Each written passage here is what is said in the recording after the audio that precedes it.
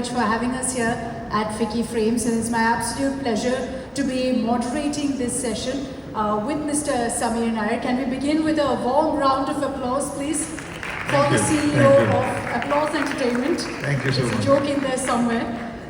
But it's my pleasure to be having this conversation with you because I loved the Black Warrant, I loved The Hunt, I loved Criminal Justice. I can go on and on.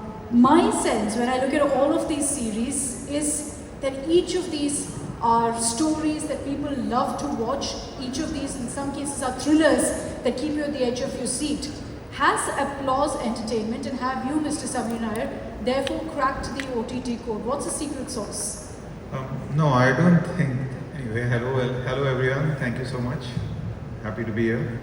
No, I don't think we've cracked the OTT code or anything like that. Storytelling is a really difficult sort of enterprise, and it's oftentimes for all the hard work you put into it, and then finally you show it to an audience and they go, eh. So, that's really how life is. What we try and do is that we try and tell interesting stories. We try and think about the kind of story we want to do. So like I am personally a big favorite of contemporary history. I like to do stories which involve real life people. We try and tell those stories in as entertaining a manner as possible, not being judgmental about anything. So if you've seen Black Warrant or if you've seen The Hunt, they're not historical pieces. It's not academic in nature at all. I'm an entertainer, so we tell entertaining stories. Black Warrant for us is not the story of the inner story of the underbelly of Tihar jail. It's actually a young adult workplace drama. 3 young people from different backgrounds come to their first day at work. Only they are not MBA, then it's not Procter & Gamble, it's Tihar jail. Interesting way to look at it. Yeah. So when you see it that way, then it becomes good storytelling. So yeah, I mean, that's how we've been doing it. Criminal Justice on Hotstar has reached its 4th season. The original British version had done 2, the Americans did 1, we've done 4. So we took the lawyer character of Pankaj Tripathi and we built the whole show around him. So by the time we've reached season 4 and it's done really well, we are no longer telling the original British criminal justice, we are actually talking about the world of Madhav Mishra. It's his universe and we all exist in it. So I mean, it's that way. I mean, that's what storytelling is. Storytelling is doing different things. There's no one fixed rule or format. It's each story has its own DNA, its own journey, its own destiny. Many times we make things that fail. So yeah. From the first session to now, I've been sitting through these conversations where almost every single panelist talks about change. That this industry sees so much change, so much of a churn. And I think Applause Entertainment has gone with that change, and yet you've got classics like ABC that still stand the test of time. How does that work? Where do you find the middle ground between change and a classic that still works today? But KBC actually, Mr. Bachchan is a classic. So you got to work on the principle that he is the one who is sort of, apparently the name Amitabh means everlasting light. So very fitting. It sort of fits the bill. And so it's actually KBC in large part has got to do with a great format, a great host who obviously is holding it all together. And it's changed hands. It used to be with us at Star first, then it went to Sony. I think various teams have changed on it, various producers have changed on it. I think even Sid Basu has taken a break. So Mr. Bachchan still forges on. So one constant. So I think all credit to him for that. But again, great audiences, great content always finds its audience. And there's a certain degree of brand loyalty that gets built. And people like to see that. People like familiarity. Everyone talks about change. But, audiences typically have moods. So there's a time for change and there's a time for familiar. There's sometimes when you want to just be sort of comfortable and relaxed in doing what you're doing. And you don't really want to get into a murder mystery at 11 in the night. Not always. Sometimes you do. So I think it's that way. I mean, a lot of other shows, KBC is going on, Big Boss is going on. I think there are many others, right? That it's a comfort watch. It's a comfort watch. Yeah, people like it.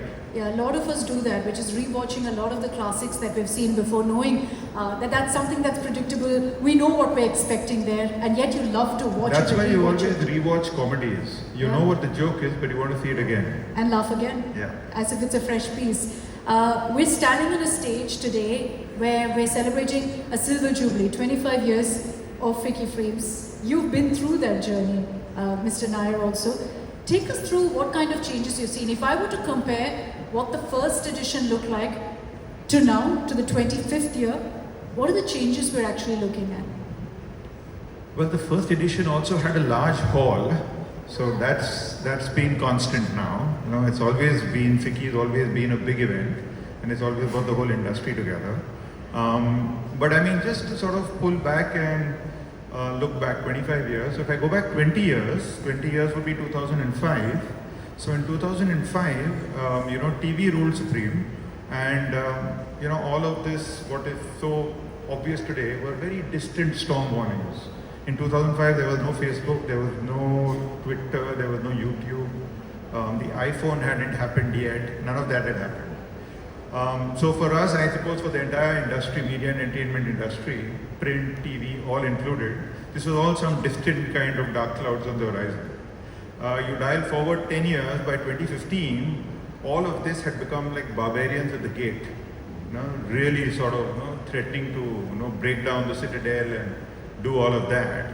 And now 10 more years later, 2025, we find ourselves as traditional media and entertainment, you know, almost existing as a very minor player or increasingly minor player in this trifecta of Netflix and that on one side, YouTube and that kind on one side, all of social media on the other.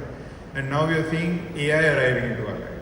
So I mean, it's a pretty, and this has all happened in 25 years, right? So I mean, I remember when we first did KBC and we did the first soaps, Kyunki and Kahani, and we did lots of work with JD here, and we've done really fun things.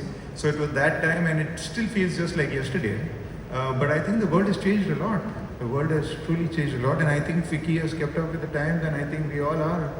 You know, for you to say minor player, that's a big deal, because you don't see any of them having that conversation. You know, everyone's talking about how we're ahead of the curve, which was my first question to you, and you said not really.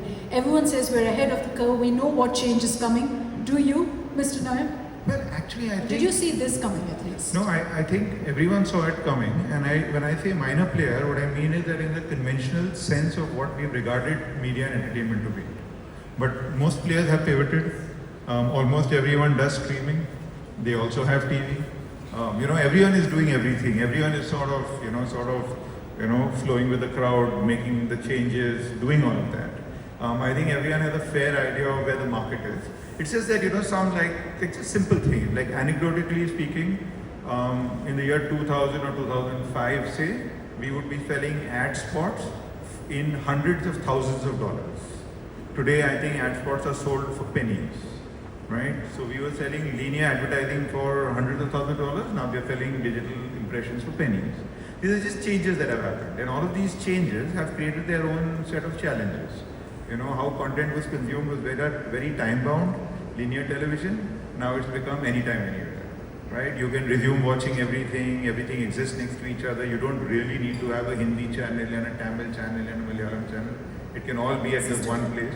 So I mean, there have been lots of revolutionary changes that have happened, but a lot of this is all connected to the world of distribution, to the world of technology. But I think people are still consuming content, people are still wanting to be entertained. People are still watching movies, people still want to laugh and cry and, you know, get scared and, you know, do all of that.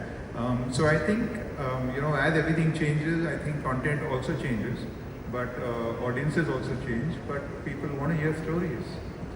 Let's talk about Applause Entertainment as well and what you've got coming up, because if you look at what I referred to in the beginning, whether it's Black Warrant or The Hunt or Criminal Justice, I see a common thread here, which is one that you have picked up from stories of real life. In some cases, of course, you've gone ahead and used some sense of creativity. Also, in some cases, you've stuck to what happened. Is that essentially what Applause Entertainment believes is working right now? Thrillers, an element of suspense, along with some dash of history, perhaps? You know, again, you shouldn't sort of put things into boxes. And we shouldn't make formulas. There is no formula. I personally think contemporary history is a very nice mining ground for ideas and for stories. I think we should tell more of that. I think we should tell more business biopics, if you will. I mean, we have done the very successful Scam franchise, but I think we should also do the Business Baron franchise, which is just celebrating what we've achieved as compared to the scandal of it all. Is that coming up then? Yes, it is. We recently acquired the rights to the Archer books, Jeffrey Archer books. I think he himself, he's like an Indian Manmohan Desai, so he really tells these very nice, rich, complicated tales. So yeah, there's no formula. I think the real idea is to sort of tell stories, oftentimes of what people may have heard of, may not know everything about, may have some sense of things, and then to really breathe life into these things. Because I think that's what storytelling is. That there are, when you read a book, when you read a piece of history, there are just dates and events. What we do is then we really breathe life into those dates and events, and into conversations and into people and all of that. One of the biggest things that we've just completed now is we've done a series on Gandhi. This is based on Ramchandra Guha's books. We hope to do it in 3 seasons. We've just finished season 1. So season 1 for us is, it's not about Mahatma Gandhi, it's about Mohandas Karamchand. It's about Mohan Before actually. he became the Mahatma. Before he became the Mahatma, and again, it's a young adult drama. It's an 18-year-old who goes to college in London and does all the standard things that rebellious teenagers do, and does all of that, and then comes back, and what happens in life, and uncertainty and insecurity, and racism and migration, and all of the things which any young kid today would face. So let me get this right. Teen drama featuring Gandhi. Yeah, that would That's be a what good way to this say is. it.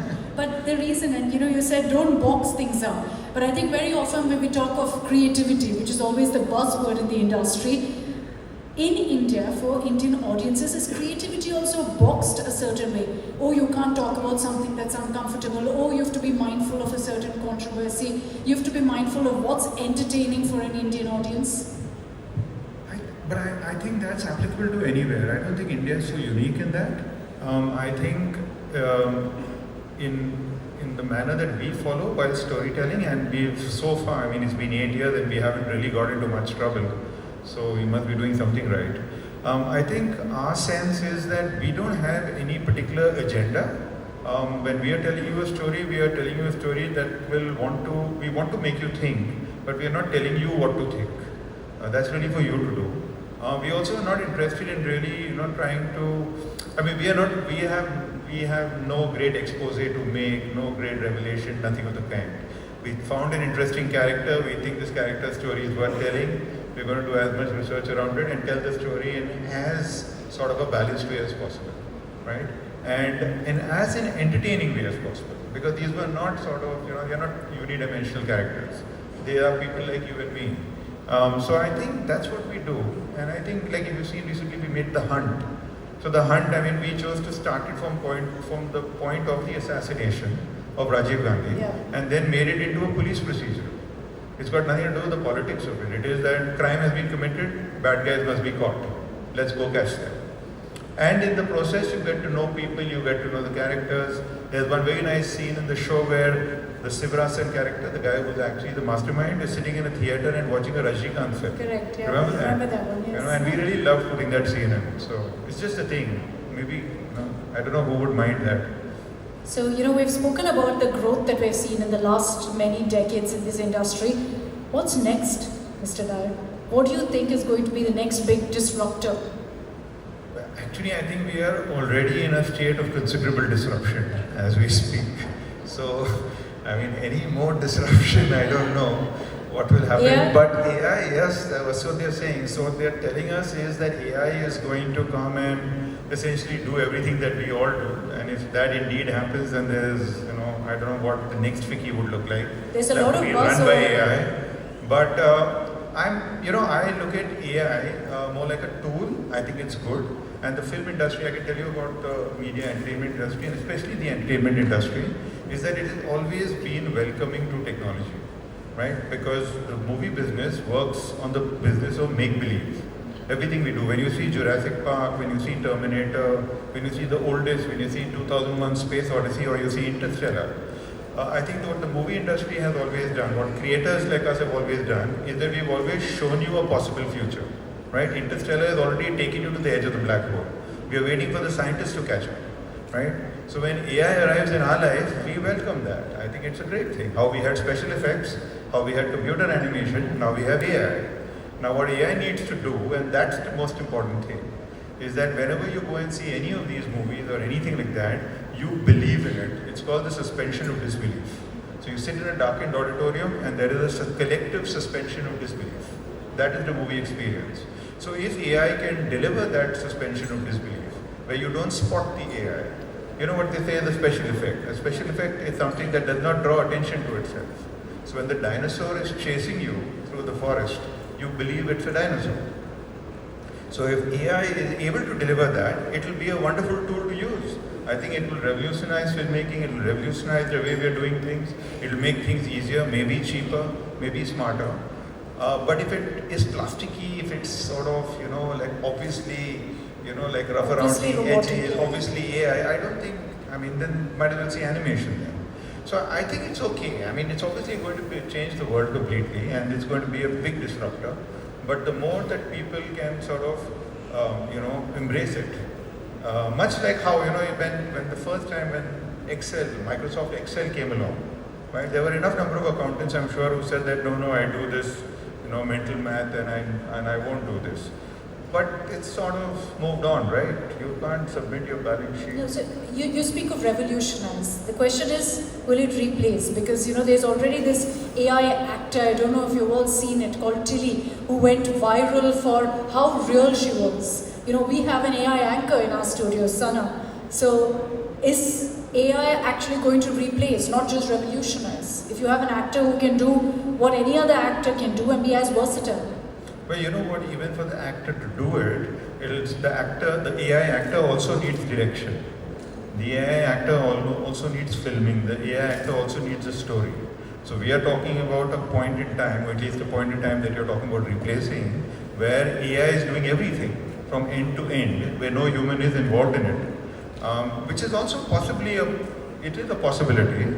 All I think is that all of us then have to sit here and watch something that's been made by an AI that has no obvious human experience apart from whatever it's collected off the net. Because at the end of the day, AI is also operating from scraping off the net and sort of taking our own collective imaginations and experiences and putting it together and doing that, which is what we do in any case. So in all honesty, we talk so much about AI, we are AI. We are also looking at our own experiences and creating new things out of that. So, this is a tool, this is a machine tool. We must use it well. We must use it well. It's like getting what do you call them? The big earth movers. Yeah. They help dig earth. You used to do it with a shovel before and before that with sticks. Right? Earth mover is not going to make a building on its own. This is development as we always see it. Yeah. We've run out of time, but I do want to ask you, Mr. Nair, what do we look forward to from Applause Entertainment in the coming 1 year? What are the projects really that we should watch out for, that you're very excited personally about? Well, there'll be another season of Black Warrant, so we're excited about that. We will do more criminal justices. We do a lot of these things. There'll be another scam. We are working on the whole Archer catalog. A big Tamil movie of ours is releasing in Diwali, Bison, which is directed by Mari Selvaraj. So that's going to happen. A new show of ours just released on Netflix last week called The Game. It's a Tamil show about a young woman in a gaming industry. It's really nice, you must see it. In another few days, a show of ours launches on Jio Hotstar called Search, which is with Kompana fame, as a detective investigating a murder of a girl.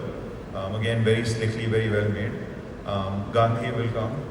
Then there's lots of other things happening. We do a lot of work actually. Imtiaz Ali's movie is coming out. We're doing something with Kabir Khan. So different things. That's a long list and a long watch list now that I'll have to add on. Thank you so much, Mr. Samir Nair, for joining us here at FICCI Frames. A big round of applause, please, for Mr. Nair.